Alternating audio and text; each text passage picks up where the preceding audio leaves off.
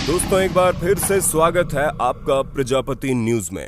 दोस्तों आज के इस वीडियो में देखिए अल्बर्ट आइंस्टीन के दिमाग का पूरा सच। जैसा कि आपको स्क्रीन पर दिख रहा होगा कि अल्बर्ट आइंस्टीन का दिमाग गोल नहीं है, जी हाँ थोड़ा चपटा हुआ है। आखिर ऐसा क्यों? दोस्तों हम सभी जानते हैं कि अल्बर्ट आइंस्टीन कितने बड़े वैज्ञानिक थे। ऐसे में E=mc² जैसी महान इक्वेशन देने वाले अल्बर्ट आइंस्टीन का निधन 18 अप्रैल 1955 में हुआ। यही वो दिन था जिस दिन आइंस्टीन हम सभी को अलविदा कहकर चले गए।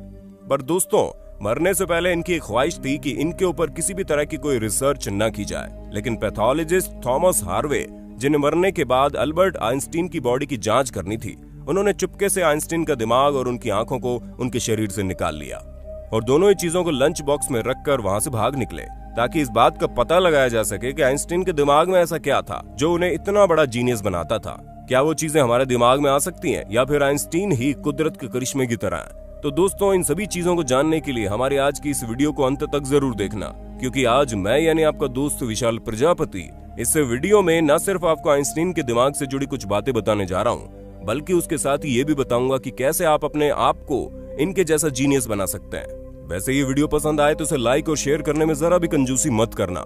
चलिए वीडियो को शुरू करते हैं, लेकिन वीडियो शुरू करने से पहले एक छोटी सी रिक्वेस्ट है। वीडियो के नीचे रेड कलर का सब्सक्राइब बटन दिख रहा होगा, उस पर क्लिक करके सब्सक्राइब कर लें और साइड में बेल आइकॉन भी दिख रहा होगा, उस पर भी क्लिक कर लें ताकि आपको वीडियो मिले सबसे पहले। जैसा कि हम सभी जानते हैं कि आइंस्टीन कितने महान वैज्ञानिक थे। अब जाहिर सी बात है कि इस महान वैज्ञानिक का दिमाग हम सबसे बहुत अलग चलता होगा, तभी उन्होंने हमें कुदरत के नियमों को समझने वाली इतनी हैरान करने वाली बातें बताई। ऐसे में अगर हम इनके दिए गए फॉर्मूलों का अध्ययन करें तो उस पर अकेले कई सारी किताबें लिखी जाती है। इसलिए इतने महान वैज्ञानिक के दिमाग में क्या क्या चीजें किस किस तरह से काम करती थी, ये बात जानना हम सभी के लिए काफी जरूरी है। और शायद इसी वजह से थॉमस हार्वे ने आइंस्टीन के दिमाग को चोरी कर लिया। इसलिए अगर हम थॉमस हार्वे की माने तो उन्होंने तुरंत आइंस्टीन के दिमाग को बाहर निकालकर उसका वजन किया, जो करीब 1230 ग्राम का था। पर ऐसा बिल्कुल भी नहीं था कि थॉमस हार्वे ने आइंस्टीन के दिमाग को चोरी करने के तुरंत बाद ही उस पर रिसर्च करनी शुरू कर दी। उन्होंने लगभग 20 सालों तक आइंस्टीन के दिमाग को संरक्षित रखा और फिर जब आइंस्टीन के बेटे की परमिशन मिल गई तो आइंस्टीन के दिमाग पर रिसर्च शुरू हुई। आप ये सुनकर पूरी तरह से हैरान हो जाएंगे कि आइंस्टीन के दिमाग को करीब 200 हिस्सों में बांटा गया, ताकि हर एक हिस्से की अलग अलग तरीके से रिसर्च हो पाए और इन सभी को दुनिया के अलग अलग रिसर्चर्स के पास भेजा गया। और जब रिसर्चर्स ने अपनी रिजल्ट देने शुरू किए तो उन्होंने कुछ ऐसे चौंका देने वाले फैक्ट्स बताए जो आपको पूरी तरह से हैरान करके रख देंगे। चलिए दोस्तों जानते हैं उन फैक्ट्स को और ये भी जानते हैं कि कैसे हम अपने दिमाग को आइंस्टीन के दिमाग जैसा बना सकते हैं। आइंस्टीन के दिमाग की सबसे हैरान करने वाली बात ये थी कि उनके दिमाग में ग्लियल सेल्स की संख्या नॉर्मल इंसान से बहुत ज्यादा थी। हम आपको बता दें ग्लियल सेल्स वो सेल्स होते हैं जो न्यूरॉन को प्रोटेक्ट करते हैं, उन्हें ऑक्सीजन और न्यूट्रिएंट्स देने का काम इन्हीं सेल्स का होता है। ऐसे में दोस्तों आइंस्टीन का दिमाग में इन्हीं सेल्स की संख्या ज्यादा होने की वजह से उनके दिमाग में बनने वाले सिनेप्टिक कनेक्शन यानी कि न्यूरॉन्स के बीच में बनने वाले कनेक्शन बहुत ही ज्यादा स्ट्रांग थे और इन्हीं स्ट्रांग सिनेप्टिक कनेक्शन के चलते उनका दिमाग इतना पावरफुल था। और जैसा कि हम जानते हैं कि ग्लियल सेल्स न्यूरॉन्स को नरिश करने का काम करते हैं। इन्हीं सेल्स की वजह से आइंस्टीन की न्यूरोप्लास्टिसिटी और न्यूरोजेनेसिस एबिलिटी बहुत ज्यादा थी। दोस्तों हमारे दिमाग में नए न्यूरॉन्स बनाने की एबिलिटी को न्यूरोजेनेसिस कहा जाता है। और दोस्तों आइंस्टीन के दिमाग में एक और चौंका देने वाली बात ये थी कि उनके दिमाग में सेल्वियन फिशर नाम का ब्रेन पार्ट था ही नहीं। हम आपको बता दें ये पार्ट दिमाग में एजिंग के लिए रिस्पॉन्सिबल होता है। अब आप इसे कुदरत का करिश्मा समझ सकते हैं कि उनके दिमाग की सभी चीजें पॉजिटिव तरीके से काम कर रही थी।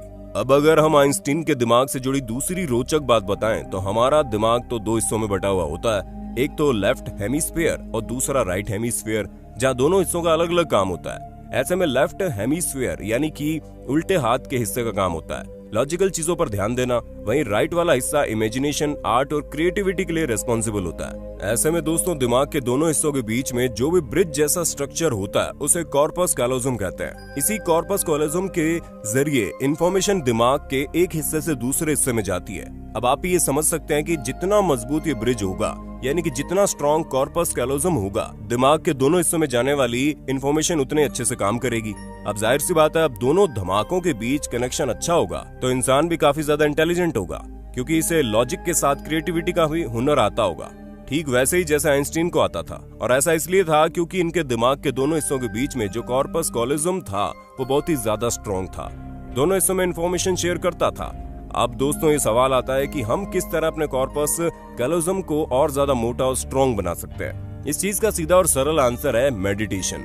जी हाँ, आप जितनी देर मेडिटेशन यानी ध्यान लगाओगे, आपके दिमाग में मौजूद कॉर्पस कॉलोजम उतना ही ज्यादा स्ट्रांग होता चला जाएगा, क्योंकि मेडिटेशन के दौरान दोनों दिमाग एक साथ अच्छे से काम करते हैं। दोस्तों, आपने कई बार सुना होगा ना कि मेडिटेशन से कई सारी चीजें आसान हो जाती है। वो इसलिए क्योंकि तब आपके दोनों दिमाग बहुत अच्छे से काम करना शुरू कर देते हैं। अगर हम आइंस्टीन के दिमाग से जुड़ा एक और फैक्ट बताएं आपको, तो दोस्तों आइंस्टीन के दिमाग में मौजूद लेफ्ट पैराइटल लॉब एक आम इंसान से लगभग 15% बड़ा था। अब ये किसी को नहीं पता कि ये जेनेटिकल था या फिर अपने दिमाग के इस हिस्से का ज्यादा इस्तेमाल करने से वो इतना ज्यादा बड़ा हो गया था। लेकिन हम आपको बता दें, दिमाग का ये हिस्सा मैथमेटिकल और लॉजिकल स्किल्स के लिए रिस्पॉन्सिबल होता है, जहां आप सुडोकू खेलने से लेकर कोडिंग डिकोडिंग करने तक के काम करके अपने दिमाग के उस हिस्से को बढ़ा सकते हैं। अब दोस्तों, अगर हम प्रीफ्रंटल कोर्टेक्स की बात करें, तो ये दिमाग का वो हिस्सा होता है जो 25 साल की उम्र तक डेवलप होता रहता है, और दिमाग का ये हिस्सा हम इंसानों को बाकियों से ज्यादा इंटेलिजेंट बनाता है। और यही चीज गोल सेटिंग, फ्यूचर प्लानिंग,